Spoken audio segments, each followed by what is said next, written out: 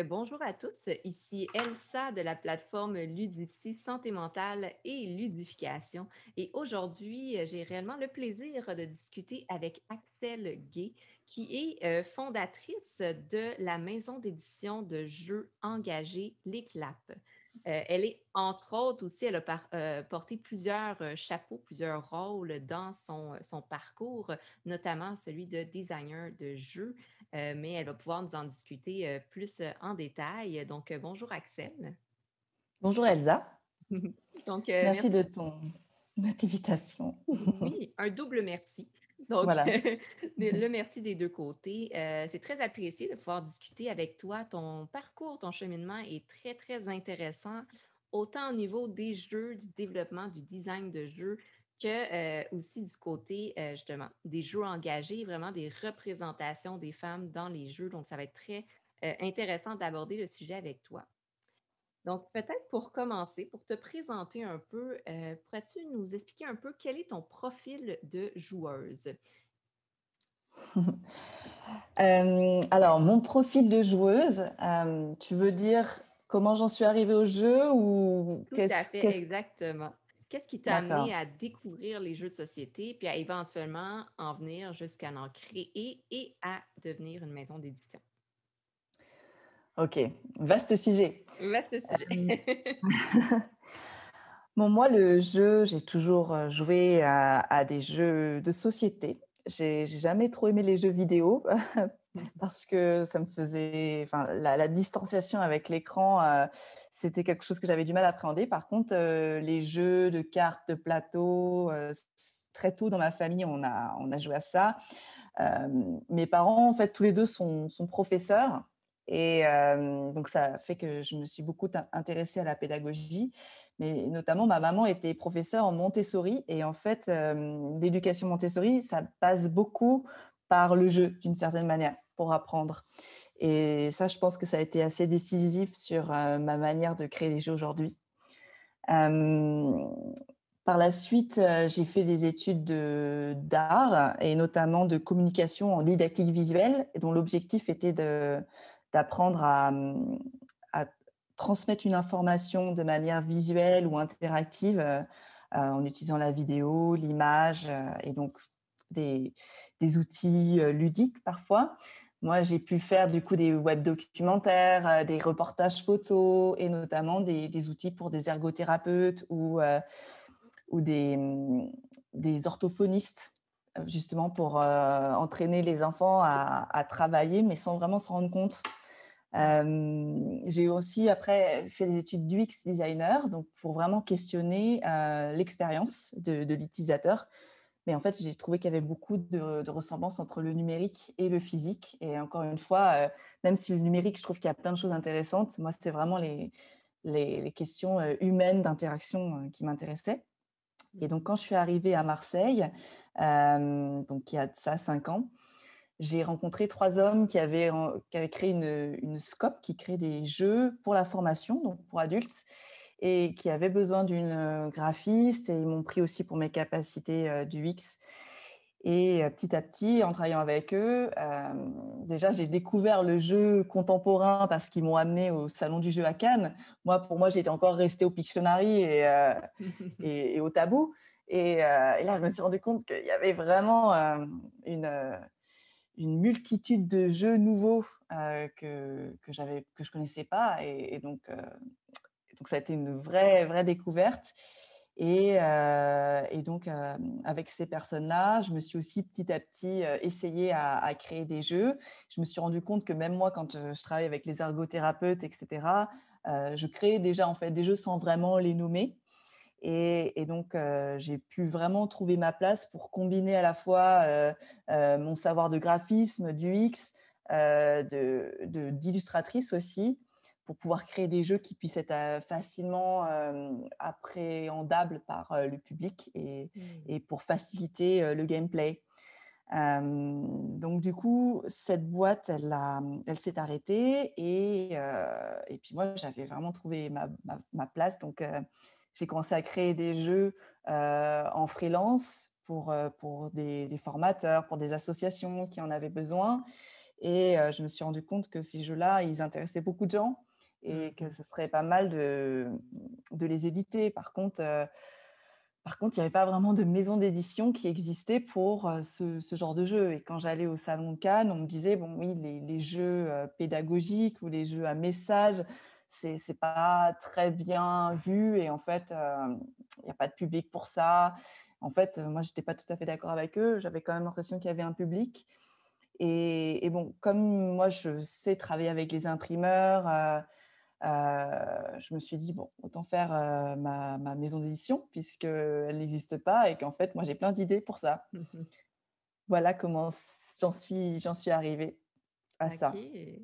quand même. Donc, c'est un très beau parcours justement d'apprentissage, d'expérience par justement avoir essayé différentes choses et de se rendre compte que parfois, on est toujours dans l'innovation.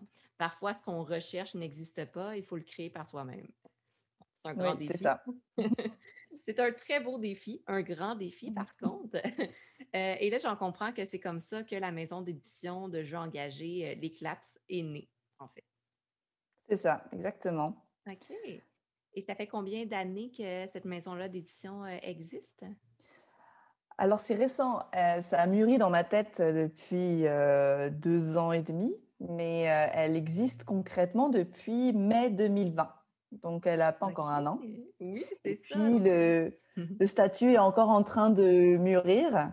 Mais voilà, là, elle existe. On a édité donc notre premier jeu, Moi, c'est Madame, qui est un jeu féministe qui permet aux femmes de s'entraîner à riposter contre le sexisme. Et là, bientôt, il y a un nouveau jeu sur l'impact carbone qui va sortir avec un crowdfunding dans un mois. Et on a aussi un jeu sur l'addiction aux écrans et les effets des écrans sur notre santé mentale et les relations sociales, qui a été financé par un crowdfunding en décembre et qu'on va éditer aussi bientôt. Voilà, ça c'est pour les Wow! jeux éditables. Mais après, je fais aussi des jeux plus événements pour des rencontres, pour favoriser le lien social.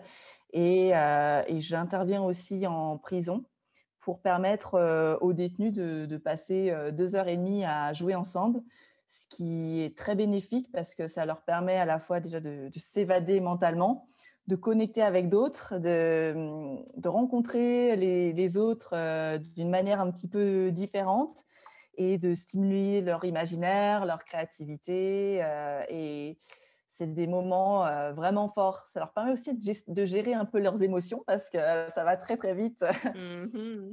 Et voilà, donc j'essaie de chercher des jeux aussi qui sont plus coopératifs, qui sont plus dans l'imaginaire, dans les sons, dans les mots, dans les associations d'idées. J'aime beaucoup les jeux d'association d'idées. Voilà, pour moi, le jeu coopératif, il est très intéressant et généralement, mes jeux, ils sont souvent coopératifs. Mmh. Je suis bien d'accord avec toi. Les jeux coopératifs apportent un petit côté, justement plus de communication, habileté sociale, gestion des émotions. Donc, c'est très intéressant et je vois, tu l'as bien nommé que, tu as décidé d'aller, présenter un peu ton expertise dans différents milieux. Qu'est-ce qui t'a amené à travailler justement dans le milieu carcéral, les prisons? C'est quand même peu, ça semble peu commun quand même. Bah, c'est vrai que bon, moi, dans ma manière de travailler, j'ai toujours voulu entreprendre pour qu'il y ait un but. Donc, soit un but dans le sens euh, d'apporter une information, soit dans un but de santé. Quand je travaille avec des ergothérapeutes, par exemple, c'était dans le but voilà, de faire enfin, d'apporter vraiment quelque chose aux êtres humains.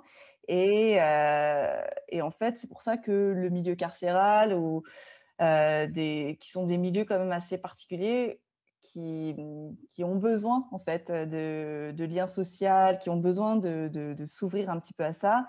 Euh, c'était pour moi un challenge un petit peu et j'avais l'impression qu'ils en avaient besoin.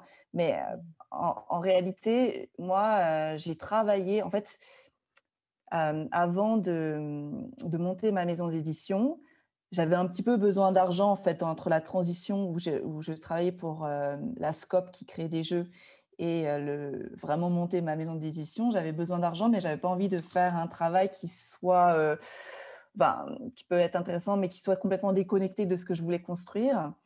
Et c'est là que j'ai trouvé un travail de formatrice en milieu carcéral. Et pour moi, c'était un petit peu ce qui me manquait à mon CV, parce que je savais créer les jeux, mais je ne les avais pas encore assez mis en action. Et je veux créer des jeux pour les formateurs, mais j'étais moi-même jamais formatrice.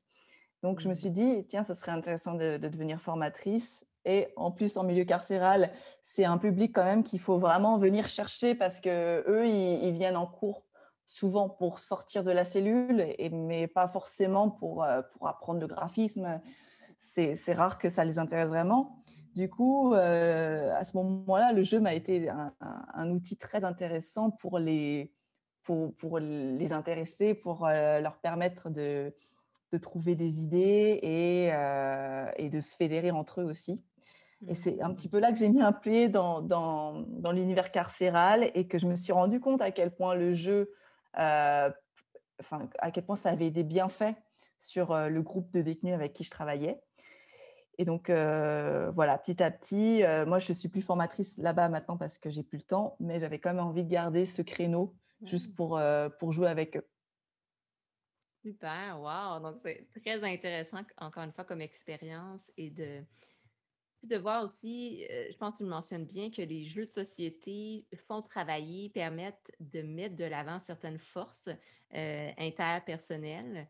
Et justement, dans les milieux carcéraux, bon, la communication est peut-être pas tant mise de l'avant, le travail d'équipe non plus. Donc, d'aller chercher ça dans un moment, 2, 3 heures de jeu, euh, sûrement que pour les différentes personnes, ça leur amenait beaucoup d'éléments positifs, là. Oui, c'est sûr. Je le remarque à chaque fois. OK, Et puis eux, ils wow! sont addicts maintenant. Ah, c'est rendu tous des experts de jeu. Voilà. Puis, une autre chose que tu as très bien nommée, c'est que justement, tu en es venu à créer, et éditer, auto-éditer, ton premier jeu, de société. Et là, c'est le jeu, Moi, c'est madame que tu as créé en collaboration avec, Elsa, Misquet, si je ne me trompe pas, qui est, C'est justement ça. qui est une féminisme, mais aussi, podcasteur, grandement impliquée. Mmh. Très engagé. Et comment vous en est venu ensemble, en fait, à vouloir en créer, le jeu, Moi, c'est madame? Ben oui, en fait, moi, tous les jeux que je crée, je les crée avec des experts puisque leur objectif, c'est de transmettre un message et donc moi, je suis spécialiste en jeu, mais pas en grand-chose d'autre. Après, je suis très curieuse, mais voilà, pour moi, juste lire deux trois bouquins, ça suffit pas. Donc, j'ai la volonté de vraiment m'associer à des experts pour co-créer ces jeux-là. Et donc, j'ai rencontré Elsa Misquet à Marseille. Elle m'a expliqué sa démarche. Elle m'a fait découvrir le podcast qu'elle a co-créé avec Anaïs Bourdet et Margaït Kioc. Le podcast s'appelle Yes et met en valeur les victoires des femmes qui ont su riposter contre le sexisme. Et ce qui m'a plu dans leur projet, c'est que c'est très positif en fait. C'est OK, les femmes subissent ces agressions, mais en fait, il ne faut pas se laisser faire. On peut y arriver, on peut dire stop et on peut trouver des réponses. Et c'est vrai que moi, j'avais déjà même avant ça réfléchi avec des amis à se dire, bon, est-ce qu'il n'y aurait pas une solution? Parce que quand on se fait agresser dans la rue, généralement, on ne sait pas trop quoi répondre sur le coup. Et donc, on avait déjà imaginé un petit jeu de cartes où avec plein de ripostes, et puis quand il y a quelqu'un qui nous agresse, hop, on sort la première carte et on répond. Et du coup, ça a pris sens avec la rencontre d'Elsa. Et on a fini par créer ce jeu-là ensemble, qu'on a montré pour la première fois à Cannes, justement, l'année dernière. Et on a été assez surpris du succès que ça a eu. Nous, on est arrivé avec notre petit prototype. Le jeu, les règles, elles n'étaient pas encore tout à fait fixées. Et en fait, tout le monde était assez emballé. beaucoup d'influenceuses de jeux, notamment, qui étaient: «Ah, mais enfin, un jeu qui parle de ça!» Et même les hommes qui sont allés aussi avec leurs histoires de leurs femmes, de leurs filles, Mhm. qui partagent avec eux. Et tout le monde était très touché. Et j'ai été agréablement surpris de l'enthousiasme et de la bienveillance de tous ces joueurs-là. Donc, ça nous a vraiment motivés pour sortir ce jeu qu'on a sorti donc en septembre 2020 avec un crowdfunding Ulule qui a très bien fonctionné. Et aujourd'hui, on a plus de 6 000 jeux vendus, donc on est très fiers. Quand même, effectivement, pour un premier jeu édité et en socio-financement, c'est un très bel accomplissement. Oui. Euh, Et ce qui est intéressant aussi avec ce jeu, parce que donc je travaille avec des prisons, mais je travaille aussi avec des associations. mhm. Et donc, on a réussi aussi à mettre en place un certain nombre de partenariats avec des associations pour que les publics de femmes qui sont en difficulté puissent y jouer et puissent aussi partager et avoir des Mhm. ressources un petit peu pour reprendre confiance en elles. Effectivement. Donc, je comprends qu'il y a l'optique aussi de partage. À travers le jeu, on peut avoir tendance à vouloir s'ouvrir et partager nos expériences qu'on a déjà vécues. Et en même temps, il y a l'outil vraiment de renforcer puis de sortir plus forte après avoir joué, en fait, en ayant des nouveaux outils pour contre-attaquer. J'en comprends. C'est ça. En fait, dans tous mes jeux, ce que j'essaye de trouver, c'est une sorte d'équilibre entre l'aspect fun et l'aspect, je ne sais pas si pédagogique, c'est le mot, parce que je trouve que c'est encore plus large, mais Mhm. pour moi, c'était madame, par exemple, il y a vraiment un aspect de bien-être, de sororité, de partage d'expériences. Mais il y a aussi tout un côté apprentissage. Il y a plusieurs mécaniques qui sont plus fun sur des questions de culture générale sur le féminisme ou même un peu plus créatives, comme il y a une carte, c'est invente un sextoy. Euh, et, hum, et puis aussi le côté fun, justement, où les mécaniques ludiques sont choisies pour que ça soit pas non plus trop lourd, qu'il n'y ait pas tout le temps des attaques, mais Mhm. voilà, il y a des petites épreuves de rapidité, des petites épreuves de créativité qui viennent ponctuer le jeu et qui le rendent intéressant tant au niveau ludique qu'au niveau pédagogique. Mhm. Et là, c'est très intéressant, tu le mentionnes bien, parce que souvent, une critique que j'entends par rapport aux jeux éducatifs, entre guillemets, c'est qu'ils ne sont pas le fun, que la partie Mm. plaisir, le fun est comme pas présente. Et là, je vois dans ta description justement que c'est quelque chose que vous avez mis de l'avant, tu sais, que ça reste un jeu, donc que ça soit plaisant, mais qu'il y ait cette valeur-là de plus au niveau de l'apprentissage, puis au niveau de la prise de conscience ou même de développement des habiletés qui, eux, peuvent être mis en pratique après dans la vie de tous les jours, là. Oui, effectivement, c'est pas évident hein, de trouver cet équilibre-là. Et pour avoir travaillé justement vraiment dans des jeux pour la formation, je trouvais que souvent les textes étaient trop longs, ça devenait un petit peu lourd sur le, le savoir qu'on essayait de transmettre absolument. Et moi, je sais qu'un jeu, ça ne peut pas remplacer une formation. Un jeu, ça vient un petit peu au début d'une formation, par exemple, pour venir poser des questions, pour venir permettre aux gens de se rencontrer, d'amorcer un débat, Mhm. mais ça n'apporte pas toutes les informations très spécifiques d'une formation. Donc, j'ai réussi à faire un peu la différence entre les deux. Euh, mais ça peut quand même justement permettre ces discussions-là. Et en fait, chaque être humain, il sait déjà beaucoup de choses. Et du coup, si le jeu vient amorcer cette discussion, après, les échanges, ils se font tout seuls. Et puis souvent, même après une partie, l'expérience, elle continue de mûrir dans la tête. Ça peut donner envie d'aller chercher telle et telle information. Et voilà, pour moi, c'est un amorceur, le jeu. Et pour ça que jeu pédagogique, effectivement, peut-être que c'est un petit peu lourd, mais je discutais il n'y a pas longtemps avec un de mes distributeurs de jeux qui me disait, mais tous les jeux sont pédagogiques. En fait, je suis Mhm. assez d'accord avec ça. ça dépend comment on voit la pédagogie. En France, on a tendance à voir la pédagogie de manière assez lourde et carrée. Mais pour moi, tous les jeux peuvent apporter une certaine compétence humaine, Oui. sociale. Enfin, les compétences sont assez ouvertes en réalité. Je suis totalement d'accord avec toi. C'est ce que j'aime bien aussi, mettre de l'avant en décortiquant les jeux, en essayant de voir qu'est-ce qui permet d'apprendre, et je trouve ça très intéressant, je trouve ça toujours très important quand justement autant les, designers, créateurs de jeux que les maisons d'édition prennent conscience de ça. Que le jeu, oui, c'est plaisant, mais qu'on peut justement mettre de l'avant certaines forces, certains apprentissages. Et parfois, ben, c'est important de le mentionner. Ce jeu va vous Mmh. permettre de comprendre, d'apprendre, de développer telle chose parce que ben, on apprend tous les jours. C'est important de prendre conscience de comment est-ce qu'on apprend. Et si on peut jouer et apprendre en même temps, ben, tu sais, pourquoi pas? C'est encore plus plaisant que d'étudier ou d'aller à l'école parfois. Donc, d'apprendre différemment. Oui, et puis il y a des études qui sont faites là-dessus. Lorsqu'on s'amuse et lorsqu'on peut pratiquer, en fait, à la fois avec une interaction sociale ou avec des supports, l'apprentissage est beaucoup plus marqué dans le Mhm. cerveau. On le retient beaucoup plus longtemps et beaucoup plus que lorsqu'on est passif, en fait. Exactement. Donc, le jeu de société devient un véhicule très idéal, on peut le nommer ainsi, d'apprentissage. Et Mm.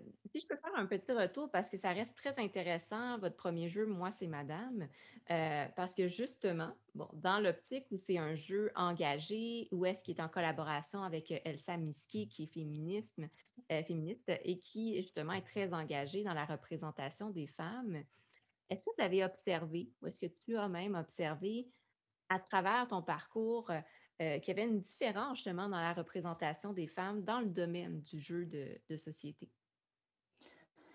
Ah bah, c'est sûr, hein. D'ailleurs, toutes les femmes qui étaient au salon du jeu, qui s'y connaissaient bien en jeu, étaient vraiment, contentes de pouvoir, enfin avoir un jeu comme ça. Parce que Mmh. ce qui est intriguant dans le monde du jeu de société, c'est que j'ai l'impression, j'ai pas fait d'études poussées là-dessus, mais qu'au niveau des joueurs et des joueuses, on est assez à 50. Je connais presque autant de femmes qui jouent à des jeux de société que des hommes. Par contre, quand on va regarder les éditeurs, les créateurs, les distributeurs, là, j'ai l'impression qu'on est quand même à 80 d'hommes, voire peut-être plus. Moi, je dis ça grosso Mmh. modo, mais moi, à chaque fois, je suis en relation avec des hommes dans mon travail. Donc, je ne comprends pas vraiment pourquoi c'est si genré. Euh, et d'ailleurs, là, on voudrait distribuer Moi, c'est Madame dans des magasins de jeux. Et notre distributeur me dit, bah, on va voir, mais je suis pas si sûre que ce jeu va être bien accepté parce que la grande majorité des directeurs de magasins de jeux sont des hommes. Je dis, ah, OK. ben, d'accord, mais bon, même si c'est des hommes, moi je connais plein d'hommes qui, d'ailleurs, je les ai vus au salon du jeu, ils étaient quand même plutôt réceptifs et enthousiastes à cette idée. Mmh. Bon, pas tous, mais on verra, on verra comment ça se développe. OK. Donc de voir, bon, j'extrapole un peu ici, mais qu'il pourrait y avoir un blocage éventuel de marché de votre jeu à cause que les directeurs sont des hommes et que ça pourrait être, ils pourraient mal recevoir ou percevoir votre jeu, Moi, c'est Madame. Beh, pour le moment, j'ai pas, on n'a pas encore tout à fait amorcé ça, donc on verra. Je pense que ce sera vraiment pas Mhm. la majorité, des hommes, mais effectivement, il y en a qui pourraient être, un peu réticents. Déjà réticents parce que c'est un jeu pédagogique et en plus, Mhm. un jeu féministe. Ouh là là! Mais c'est vrai que OK. nous, on est un jeu de société un peu particulier et on n'utilise pas seulement la diffusion de jeux de société, on passe aussi par les librairies, par Internet, par des réseaux. Mhm. Donc c'est pas le seul biais de distribution qu'on a en fait. Oui. Et justement, est-ce que le jeu est disponible à l'international? Disons qu'au Québec, on voudrait se le procurer. Alors justement, ça c'est une grosse question parce que le Québec, en fait, nous, on a des frais de port qui sont très, très élevés Mmh. pour aller au Québec. Et donc, je n'ai pas encore trouvé de distributeur québécois. Donc, si tu as des informations à me donner sur ce sujet-là, ça pourrait m'intéresser. Et la deuxième question, c'est qu'on s'est demandé si ça parlerait aux Québécoises. Parce que une chose très importante que j'ai oublié de mentionner, c'est quand même que le jeu Moi, c'est Madame est issu de témoignages de femmes. Donc, c'est des situations qui ont toutes été vécues. Et donc, c'est des femmes adultes françaises. Et je ne sais pas si exactement au Canada, c'est aussi similaire, si les situations seraient pareilles, si les réponses seraient les mêmes. Parce que c'est ça qui fait la force de ce jeu-là, c'est aussi que toutes les femmes qui y ont joué, elles s'y sont retrouvées dans la plupart des Mmh. situations. Donc, si c'est un petit peu différent en termes culturels ou en termes du wording aussi, peut-être que les Québécois s'y retrouveraient pas à 100%. Après, on a quand même des Québécois et Québécoises qui nous ont acheté notre jeu. J'ai pas eu encore OK. trop de retours, mais vous pouvez le commander. Après, c'est un peu cher à l'envoi. Mmh. Mais ça pourrait être intéressant de discuter avec un distributeur québécois ou même de peut-être refaire une version, mais Oui, à suivre. effectivement, à Mm. suivre. Mhm. Et si je me lance dans cette lignée, justement, tu as mentionné que vous avez fait un socio-financement pour un deuxième jeu et qu'il y a un troisième jeu en construction ou qui va Mm. bientôt être en socio-financement. Euh, de quoi parlent ces jeux-là exactement? Alors le prochain jeu, il s'appelle Carbonique. C'est Mhm. sur l'impact carbone. Et ça, c'est un jeu que j'ai réalisé avec deux ingénieurs qui sont spécialistes de la question et qui donnent des formations sur l'environnement. Et ça, c'est quelque chose qui m'intéresse aussi beaucoup parce que l'impact carbone, ça touche tout le monde directement parce que toutes nos actions, elles ont un impact. Mhm. Et, euh, et ce qui est chouette avec ce jeu, c'est qu'on a réussi à trouver une manière de venir jouer avec ces impacts quotidiens pour à la fois essayer de retracer son année carbone et après venir soit améliorer son année, soit pourrir celle des autres. Donc, pas très coopératif pour le coup, mais c'est rigolo quand même. Il y a beaucoup d'humour dans les cartes et ça nous apprend plein de choses parce que, par exemple, moi, je ne savais pas que la 4G, c'était plus carboné que la Wi-Fi. Et il y a des cartes comme ça, c'est presque le double en fait, quand on utilise la 4G de son téléphone pour aller regarder une vidéo sur Netflix ou ailleurs, alors que par Mhm. la Wi-Fi, c'est moins carboné. Et là, bon, ben, on voit les choses d'une manière un peu différente. Oui, effectivement. Et c'est une grosse question actuelle. Donc voilà, moi je suis assez fière de ce jeu parce que je trouve justement, il a un très bon équilibre sur le fun et sur les informations. Et les personnes avec qui j'ai bossé ont vraiment fait un travail d'orfèvre sur toutes ces données. Et en même temps, bah, c'est des données que lorsqu'on joue, elles sont pas lourdes, quoi. On fait des comparaisons. Il y a des fois où on ne sait pas ce que c'est et à la fin, on retourne et on se rend compte si on a beaucoup de nuages ou pas et à quel niveau on en est. Voilà. OK. Intéressant parce qu'un autre sujet très d'actualité et qui pousse à la réflexion aussi par rapport au monde et à notre société. Et là, j'en comprends un autre jeu aussi qui parle de sujets importants, mais de manière très euh, plaisante, en fait. Tu sais, le plaisir est vraiment mis de l'avant en premier. Oui, voilà, le but, c'est que ce soit pas culpabilisant ou trop plombant, c'est de pouvoir justement apprendre des choses et ça peut vraiment avoir un impact sur notre quotidien parce que c'est des petits gestes qui coûtent pas grand-chose et qu'en fait, on peut se dire, tiens, bah, pourquoi pas le faire, quoi, pourquoi pas Mhm. prendre une box Wi-Fi. Bon. Exactement. Donc, ça peut Mhm. au moins nous faire prendre conscience de certaines choses auxquelles on ne réfléchit pas. Et par la suite, ben, c'est de voir qu'est-ce qu'on décide de faire avec ça. Mais tout ça sous forme ludique. d'un jeu compétitif, j'en comprends, où est-ce que le carbone est comme est l'élément central, en fait, là. Oui, voilà.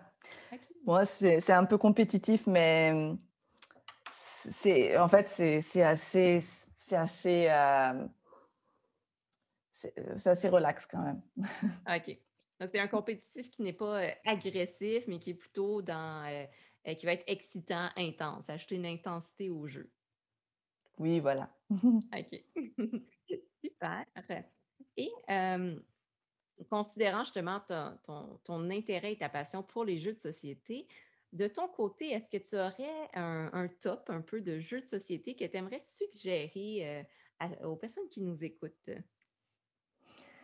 Alors moi, j'ai un jeu, qui n'a toujours pas été détrôné. Ça OK. s'appelle Decrypto. Mmh. Sais pas si tu connais Decrypto, mais c'est, bon, moi j'aime beaucoup les jeux d'association d'idées, comme je te disais, et Decrypto, je trouve qu'il a réussi à détrôner Codename parce que je trouve la manière de jouer encore plus intéressante, où là, il faut vraiment essayer de comprendre comment l'autre réfléchit, d'essayer de trouver des idées pour aller encore plus loin, pour explorer tout le champ lexical d'un mot. Je trouve ça assez fou et j'ai fait des parties assez dingues avec ce jeu-là. Et du coup, je l'ai testé en prison aussi en me disant peut-être que ça va être un petit peu compliqué. Et en fait, ils étaient à fond, eux aussi. À chaque fois que je joue à ce jeu, enfin, je suis toujours étonnée des possibilités de ce jeu. Donc ça, c'est vraiment OK. mon top 1. Après, en termes de jeux pédagogiques, justement, parce qu'il commence à en avoir plusieurs, j'en ai découvert un très récemment qui a fait une campagne sur Ulule qui s'appelle Tero Pai Pai, qui est assez compétitif pour le coup et parfois un peu frustrant, mais qui parle de jardinage en fait. Et j'ai pu apprendre des choses grâce à ça. Et en fait, j'ai bien aimé. J'y joué plusieurs fois en famille. J'ai trouvé ça assez fin. Et après, il y a d'autres jeux comme Capital des Pinsons Charlot qui sont là un peu plus trash, mais qui sont assez intéressants aussi. Voilà. Après, le top one des détenus, le jeu qu'ils adorent, Oui.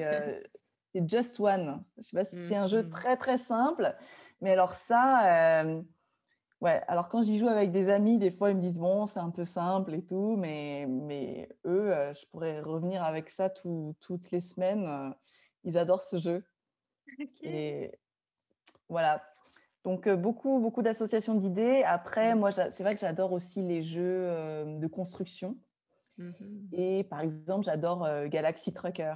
Alors, c'est complètement différent, mais là, Galaxy Trucker, il faut construire son vaisseau et après on va faire le tour, de la galaxie et il y a des météorites, des pirates qui nous arrivent et puis on se fait éclater le vaisseau. Mais bon, moi, j'avoue que j'adore la phase construction de vaisseau parce qu'à chaque fois, je fais des vaisseaux de malade mental. Et quand j'étais petite, déjà, je construisais des vaisseaux en Lego. C'était un peu ma passion. OK. Donc la construction, le petit côté, conceptrice aussi, qui ressort beaucoup dans la Ah, construction de jeux, puis donc un petit côté ben entrepreneur, oui, qui ressort, j'avais pas hem, pensé à ça, mais ça doit venir de là, ouais. peut-être, c'est une hypothèse. Donc, c'est intéressant. Puis c'est intéressant Just One, qui est un jeu très ludique, très collaboratif, c'est très intéressant que ce soit le jeu, le top un des détenus, en milieu carcéral Par contre, eux, ils ne le voient pas du tout comme quelque chose de collaboratif, malheureusement, même ah! si j'essaye de leur dire non, non, mais c'est ensemble, parce que quand ils trouvent une carte, ils la récupèrent, c'est mon point. Mais bon, on y travaille doucement. Tranquillement, gestion émotionnelle, travail d'équipe, mais c comme tu le mentionnes, c'est un bon moyen d'apprendre graduellement. Ouais, ouais. OK. Puis peut-être pour terminer sur une note, très, allons-y dans le positif. De ton côté, qu'est-ce que tu sens que tu as retenu ou appris justement de tout ton parcours, cet investissement-là dans le domaine du jeu et dans la maison d'édition, Les Claps? Qu'est-ce que j'ai appris? Oui, oui. Ah ben j'ai beaucoup appris, c'est assez large comme question quand même. Mmh mh. Hem, Bah, moi, c'est vrai que, plus ça va, plus je suis étonnée du fait que le jeu, ça permet, enfin, de de découvrir les autres au-delà des barrières sociales, de de stimuler, voilà, tout à chaque fois que je travaille avec les détenus, c'est toujours, enfin, c'est toujours très riche, voilà, sur la gestion des émotions et cetera.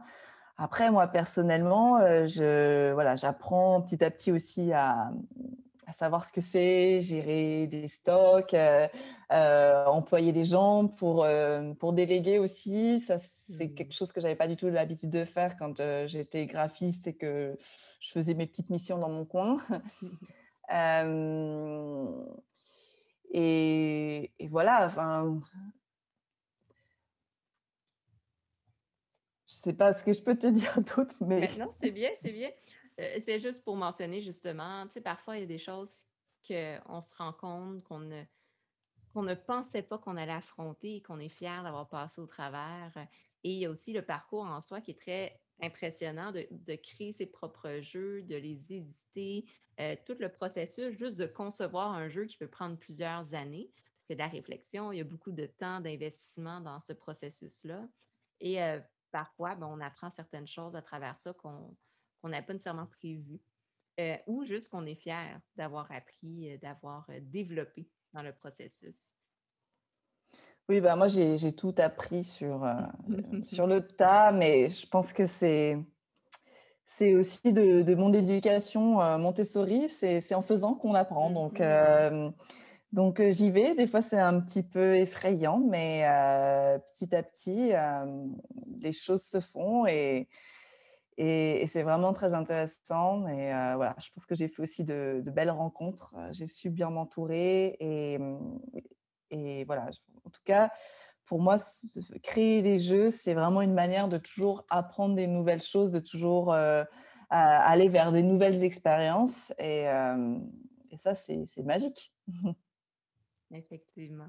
Et je pense que ça reste une très belle, phrase aussi pour encourager les créateurs de jeux, les gens qui souhaitent, justement mettre de l'avant des jeux qui sortent un peu plus de ce qu'on voit sur les marchés, donc des jeux un peu plus engagés ou qui mettent en relation des thématiques aussi plus d'actualité ou plus de sensibilisation de la population, qu'il ne faut pas avoir peur d'essayer, de faire son propre chemin.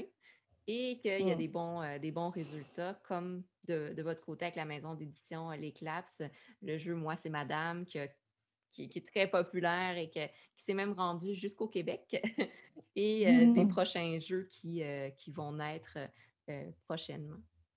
Donc, Oui, oui, peut-être même faire évoluer, l'éducation. Ça, ce serait, le next step.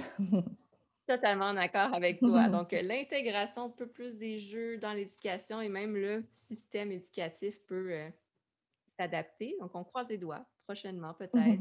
Oui, c'est sur la bonne voie. Exactement. Et donc, pour ceux et celles qui aimeraient pouvoir te suivre et suivre la publication, l'édition des prochains jeux, où est-ce qu'on peut te retrouver? Eh bien, il y a, plusieurs choses. Donc déjà, pour acheter Moi c'est madame, en ligne, c'est possible, donc sur moi c'est madame toutattaché.fr. Il y a aussi l'Instagram de Moi c'est madame, sur lequel on poste beaucoup de contenu et on essaye d'avoir des contenus, vraiment intéressants, notamment, avec, les associations aussi qui nous accompagnent. Et sinon, bah, il y a le site de l'Éclap et l'Instagram de l'Éclap qui est aussi en train de fleurir, et c'est là-bas qu'il faudra aller pour les nouveaux projets. Super. Donc, je vais mettre tous les liens dans le descriptif de la vidéo. Donc, vous aurez juste à cliquer copier-coller pour y accéder. Et justement, ben, je vous invite à y aller, à rester au courant dans les prochaines semaines parce que justement, il y a les prochains jeux qui vont arriver en sociofinancement et qui vont être prochainement accessibles. Donc, ben, Yes. merci beaucoup, Axel, d'avoir pris ce temps-là pour discuter avec moi, présenter tout ton parcours très, très intéressant. Euh, L'innovation aussi derrière les thématiques des jeux engagés, l'intervention et la mise en place des jeux avec les prisonniers en milieu carcéral. Donc, je trouve que c'est très inspirant et très innovant aussi. Je ne sais pas à quel point c'est fait, il faudrait que je me renseigne, mais c'est un concept qui me semble très innovant de ce que je peux en comprendre. Donc, merci beaucoup pour ce grand partage. Bah, avec plaisir. Merci beaucoup pour ton invitation. Et puis, ben, ouais, j'espère que moi, c'est Madame arrivera au Québec bientôt. Puis les autres jeux aussi. Oui, oui, j'espère aussi. Donc, pour tous ceux qui ont pris le temps de nous écouter et de nous regarder, bien, merci à vous aussi. C'est grâce à vous que justement, autant des maisons d'édition peuvent continuer de fleurir, autant les créateurs de contenu, on a du plaisir à vous offrir plein de nouveaux contenus. Donc, je vous invite à, bien sûr, suivre toutes les pages et les médias sociaux de Axel et de justement la maison d'édition L'Éclat. Et également, si ce n'est pas le cas, ben, je vous invite à aimer la page Facebook et la chaîne YouTube de Ludipsy si vous voulez accéder aux différents contenus publiés de manière hebdomadaire. Donc, merci à tous. Je vous souhaite de passer une belle journée, bon après-midi ou bonne soirée, dépendamment où vous êtes dans le monde. Donc, à la prochaine. Bye bye. Bye.